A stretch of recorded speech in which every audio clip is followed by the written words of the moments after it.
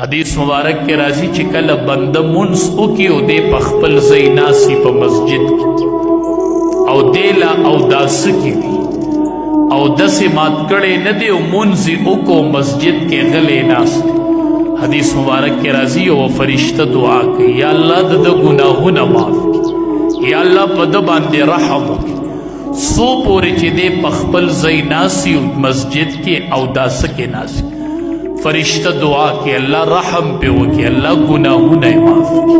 اللہ رحم پہ وکی اللہ گناہونے معاف کی خوچی دی دنیاوی خبروں کی نہیں مشغول شوی چھپ ناس چکلت دنیاوی خبروں کی مشغول شی نبی کریم صلی اللہ علیہ وسلم فرمائی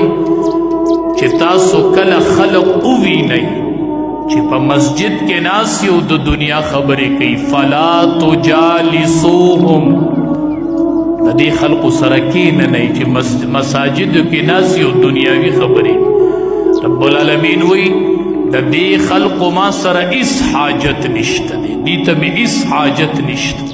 چې مسجد کې ناسی او دنیاوي خبرې کوي په ټوله دنیا کې احب البلاد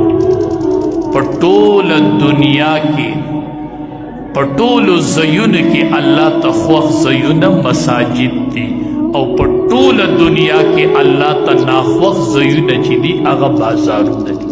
دا الله ته د خوخې ځای دی کوشش کوئ مسجد کې ډیر اوقات وباسئ اذان کوئ مونږ اذان اکثر هغې سړي ته وسپارو محله کې چې بس وی دی وزگار دی دی با اذان عمر فاروق رضی اللہ تعالی عنہ بوی پڑھمی یو ارمان دی چکا پا ما دا خلافت زموداری نوے نو شوق میں دا دی چیز دا مسجد نبوی مؤذن پاتی شری پا قیامت کی با دا طولو نا اوچتی غڑی دا قیامت پورس دا چاوی دنگی غڑی چی پا طول میدان محشر کی با اوچت خکاری دا با مؤذنین اذان کرو پټول دنیا کې لوی تبلیغی چې دی هغه مؤذن دی ښه د دمره تبلیغی نشته دی غټ تبلیغی پټول دنیا کې دا مؤذن دی چې دی اذان کوي څومره ونو بوټو په کم کم ځای چې د اذان لګېدلی دی